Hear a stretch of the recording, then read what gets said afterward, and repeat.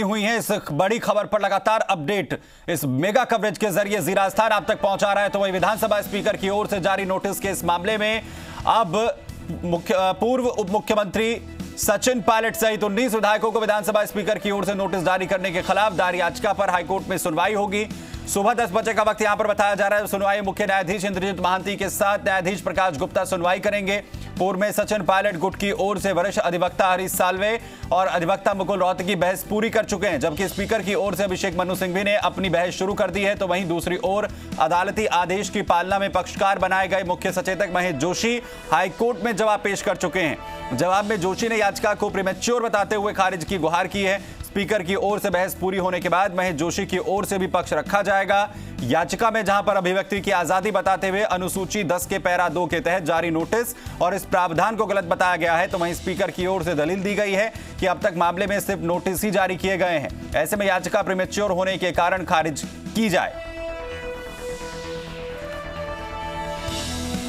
तो सबकी निगाहें आज कोर्ट की इस कार्रवाई पर टिकी हुई हैं। 10 बजे का वक्त यहां पर बताया जा रहा है, जब कोर्ट के अंदर इस मामले पर सुनवाई एक बार फिर से होगी और स्पीकर का जो पक्ष है वो रखा जाएगा। इस पूरे मामले को लेकर जो पायलट गुट है उसकी तरफ से इस नोटिस को चैलेंज जो है वो किया गया है याचिका देकर।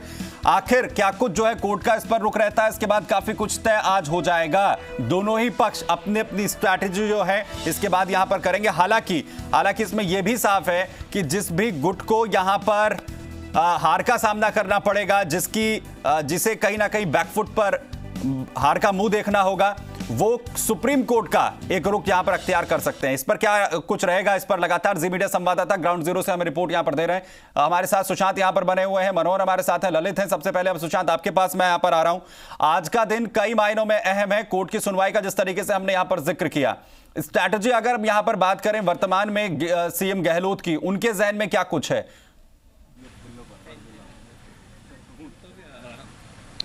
देखिए सुमित, आज का दिन बहुत महत्वपूर्ण है राजस्थान की सियासत के लिए।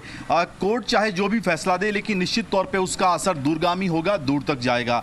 अगर हम बात करें कोर्ट के फैसले को लेकर जो कयास चल रहे हैं दोनों ही कैंप की तरफ से, दोनों कैंप चाहते हैं कि निश्चित तौर पे उनके फेवर में हो। लेकिन मान लीजिए सचिन पायलट की याचिका जो है, जिस पर सुनवाई करते हुए जो स्पीकर का जो नोटिस है उसको एक तरीके से खारिज किया जाए, उसको मान्य नहीं कोर्ट माने, तो क्या होगा? तो फिर मामला थोड़ा खींचेगा।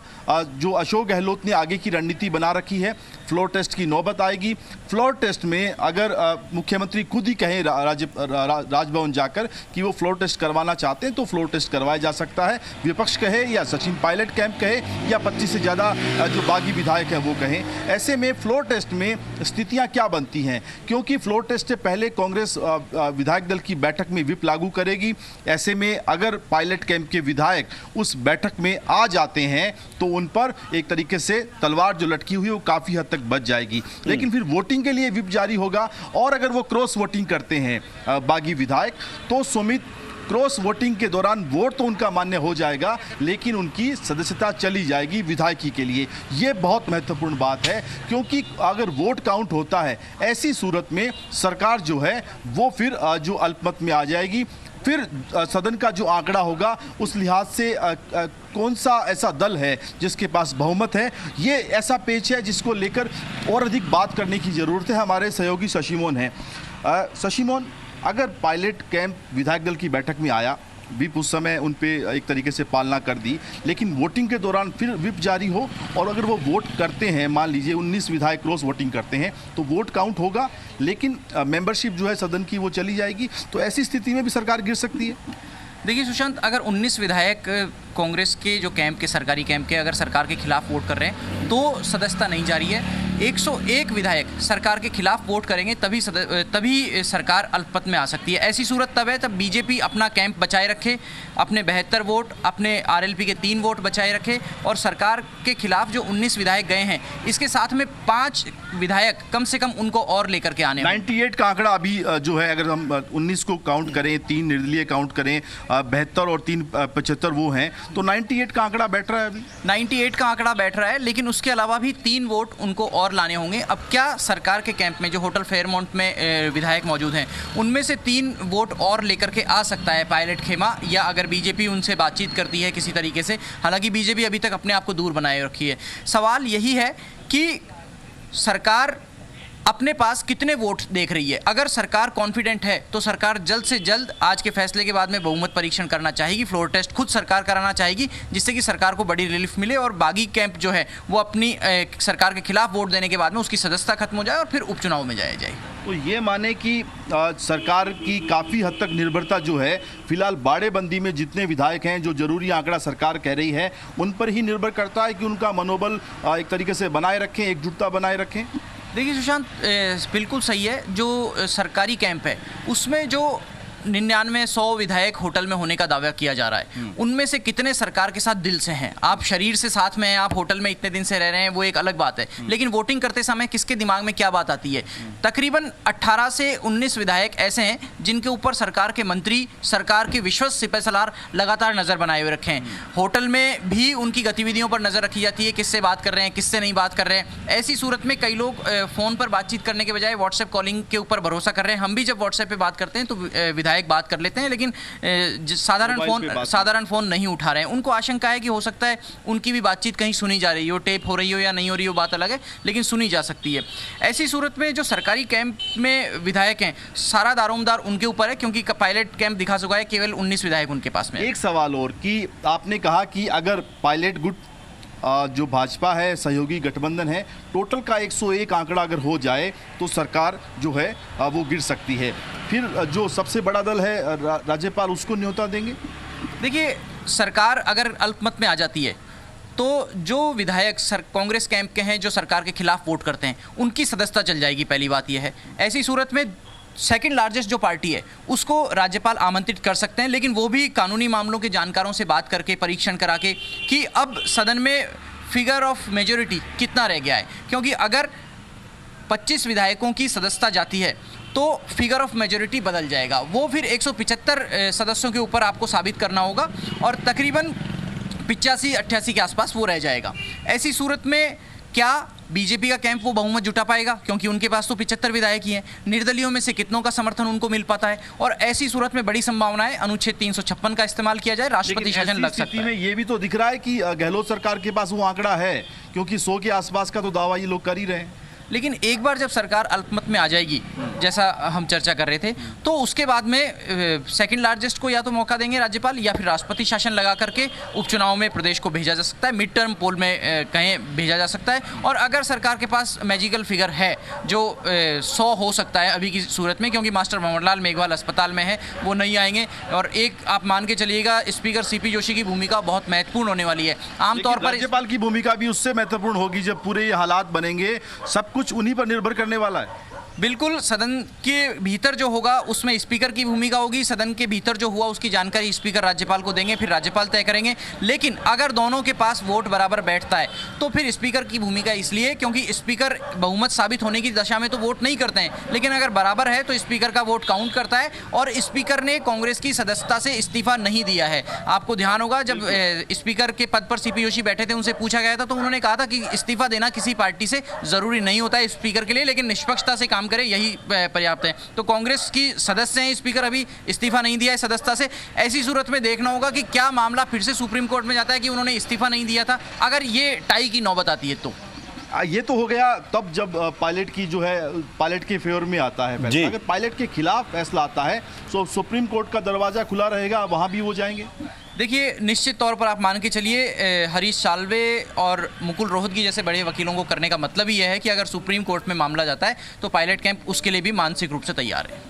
बिल्कुल सुमित, जो परिस्थितियां बनती दिख रही हैं, जिस तरह की सियासी घटनाक्रम सामने आ रहा है, हम जो चर्चा कर रहे हैं तो आज का फैसला और उसके बाद जिस तरीके से खबरें हैं कि अशोक गहलोत चाहते हैं विधानसभा का विशेष सत्र बुलाया जाए, उसमें सरकार के पास कितना आंकड़ा है, जो होटल में जिनका दावा किया जा रहा है वो सरकार के साथ मन से साथ हैं, सरकार के पक्ष में वोट करेंगे, ये सारी परिस्थितियां तय करेंगी कि राजस्थान में बिल्कुल यानी आज कोर्ट के अंदर जो भी परिस्थितियां बनती हैं उसके बाद आगे क्या होगा, ये तमाम चीजें कहीं ना कहीं साफ होती हुई नजर आएंगी।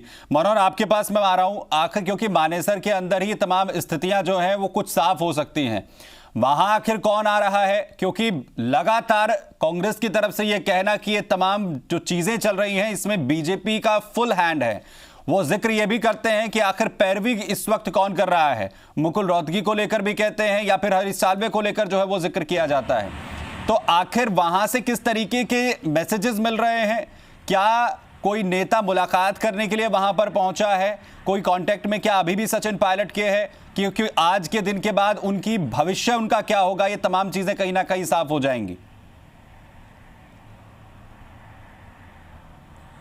बिल्कुल सुमित, जिस तरीके से सुशांत और शशि मोहन बता रहे थे उसी के अनुसार यहाँ दिल्ली की जो हैपनिंग है वो ये रहेगी कि एक तरफ एसओजी ने यहाँ पड़ाव डाला हुआ है, दूसरी तरफ भाजपा दूर से देख रही है। जितनी जो क्यूरियोसिटी जो सचिन पायलट के खेमे में है हाईकोर्ट के फैसले को लेकर, उतनी भाजपा में भी है, क्योंकि भाजपा भी इस दूर से देख रही है और इस चीज़ को, और किस तरीके से हाईकोर्ट का फैसला आता है उसके बाद बीजेपी का रोल भी तो है वो भी स्पष्ट होने वाला है। बीजेपी भी अपना जो रुख साफ करेगी और उसके बाद सचिन पायलट का जो रुख है वो खेमे का क्या रहेगा वो सबसे इम्पोर्टेंट है। वहीं एसओजी यहाँ डेरा डाली हुई है, जिन विधायकों से पूछताछ करनी है उन पर नज़र बनाए हुए हैं, उनके मूवमेंट पर नज़र बनाए हुए हैं। अगर कहीं उनसे जो आज का जो जिस तरीके से सूत्र बता रहे हैं कि एसओजी मूवमेंट करके मानेसर में विधायकों से पूछताछ कर सकती है, जिस तरीके से जो सीएस ने लेटर लिखा है हरियाणा सरकार को, उसमें कहीं कहीं मदद मिल सकती है। हो सकता है मदद मिलने पर विधायक मिल जाए और उनसे पूछताछ की जाए। तो ये तमाम अपडेट है आज दिन भर यहाँ रहने वाली है और सबकी नज़रें खास तौर से हाईकोर्ट के फैसले पर रहेगी। सुमित, ललित, ये तो तय माना जा रहा है कि कोर्ट आज जो है वो फैसला इस पर नहीं देगा, लेकिन फैसले की फिर उम्मीद कब तक की जाए? और दूसरी स्थिति यह है कि चाहे वो फैसला किसी भी पक्ष के लिए हो, चाहे वो सचिन पायलट खेमे के लिए हो या फिर गहलोत खेमे के लिए, इस मामले का अब सुप्रीम कोर्ट में जाना भी लगभग तय माना जा रहा है। जैसे जैसे वकीलों के नाम यहाँ पर हैं जो दिग्गज वकील इस पूरे मामले को इस वक्त फेस कर रहे हैं, इसमें आखिर क्या फिर विकल्प बचते हुए नजर आते हैं? क्या फ्लोर टेस्ट इसके बाद होगा या उसमें अड़ंगा कुछ नजर यहां पर आएगा? कोर्ट कुछ खास इंस्ट्रक्शंस जो है क्या वो राजभवन को लेकर भी दे सकता है? क्या उन पर इस पूरे मामले को अब छोड़ा जा सकता है? जी बिल्कुल सुमित, अगर बात की जाए इस केस में वकीलों के इतने बड़े नाम हैं कि इससे संभावना कम लग रही है कि इस मामले में आज फैसला आए। हालांकि अगर सचिन पायलट गुट की याचिका पर बात की जाए तो हरीश साल्वे और मुकुल रोहतगी की बहस पूरी हो चुकी है, तो वहीं जो विधानसभा स्पीकर हैं उनके अधिवक्ता की अभिषेक मनु सिंघवी, उनकी बहस शुरू हो चुकी है, आज उनकी बहस होगी। तो वहीं दूसरी ओर महेश जोशी ने जो प्रार्थना पत्र लगाया था उसके प्रार्थना पत्र पर जवाब पेश कर दिया गया है, उस जवाब पर बहस होगी। दूसरा, 2 प्रार्थना पत्र और कल रात को यहाँ पर मेल के द्वारा रात को 8 बजे लगाए गए हैं, उन पर सुनवाई होगी। वो स्वीकार होते हैं अस्वीकार होते हैं, ये तो खैर कोर्ट के विवेक पर आधारित है, लेकिन आज किसी भी हद तक इस मामले पर फैसला आता हुआ नज़र नहीं आता है, क्योंकि जब अभिषेक मनु सिंघवी द्वारा जो बहस है वो की जाएगी, उसके बाद जो सरकार के एजी हैं उनकी ओर से बहस की जाएगी, उसके बाद क्रॉस बहस होगी। तो ऐसे में आज का पूरा दिन सुनवाई में माना जा सकता है।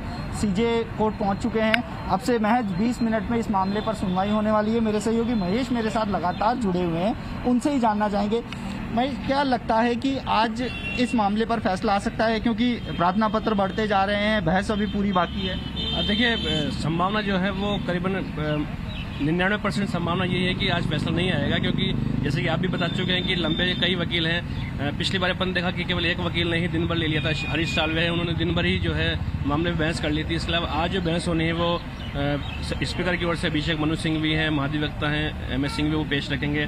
साथ ही साथ महेश जोशी का भी रिप्लाई आ गया है, तो उनकी पक्ष वकील हैं वो भी पक्ष रखेंगे। इसके अलावा 2 प्रार्थना पत्र पेश हुए हैं। सबसे पहले उन प्रार्थना पत्र पर सुनवाई होगी, उनको पक्षकार बनाया जाता है नहीं बनाया जाता। ये सब होने के बाद भी कोर्ट को टाइम चाहिए होता है, क्योंकि वो जितनी बहस है वो लिखाई जाएगी, उसमें कई सारे करेक्शन होंगे, उसके बाद फैसला आएगा कहीं ना कहीं। ये नहीं कि कोई 2 पेज का फैसला आ जाएगा, डिटेल कोर्ट जो इसमें आदेश पारित करेगी, 2 न्यायाधीश हैं वो फैसले को लिखवाएंगे। तो निश्चित रूप से आज संभावना काफ़ी कम है, कल दोपहर तक जो है फैसला आ जाएगा। महेश जी, अगर बात करें 2 प्रार्थना पत्र आज लगे हैं, क्या इन प्रार्थना पत्र पर अभिषेक मनु सिंघवी की बहस से पहले सुनवाई होगी या बाद में? देखिए, आज तक की तो परिपाटी यही रही है कि जो इस तरह के प्रार्थना पत्र लगते हैं उसमें वकील जो है संबंधित वो शुरुआत में ही मेंशनिंग करते हैं। अपन ने पहले भी देखा था, जब महेश जोशी की ओर से पक्षकार बनने का प्रार्थना पत्र पेश हुआ था तो पहले उस प्रार्थना पत्र पर बहस हुई थी। हालांकि उस पर किसी भी पक्ष ने जो है उसका विरोध नहीं किया था, लेकिन फिर भी एक फॉर्मल जो है बहस उस प्रार्थना पत्र पर मुख्य मामले से पहले ही हो गई। बिल्कुल, जैसा कि प्रार्थना पत्र है उस पर बहस पहले की जाएगी। ऐसे में सुमित, सबसे बड़ा सवाल ये है कि यदि कोर्ट का फैसला सचिन पायलट के पक्ष में आता है, याचिका के पक्ष में आता है, तो संभावना ये बन जाएगी कि मुख्यमंत्री अशोक गहलोत द्वारा जो विधानसभा सत्र है उसको बुलाया जा सकता है, सत्र को बुलाया जाए और उसके बाद जो है फ्लोर टेस्ट जो है वो करवा लिया जाए, स्थितियां जो है उसके बाद साफ हो जाए। और इसमें मुश्किलें जो हैं वो भी सचिन पायलट की बढ़ती हुई नजर आ रही हैं। बने हुए इस बड़ी खबर पर मरुण आपके पास लौटूंगा वापस में। ललित बने रहिए हमारे साथ, इस खबर में आखिर क्या कुछ और डेवलपमेंट होते हैं इसकी भी जानकारी आपको देंगे। 10 बजे का इंतजार किया जा रहा है जिसमें कहा जा रहा है कि सुनवाई यहां पर शुरू हो जाएगी। क्या कुछ होगा बताएंगे, छोटा सा ब्रेक ले रहे हैं, फौरन लौटते हैं।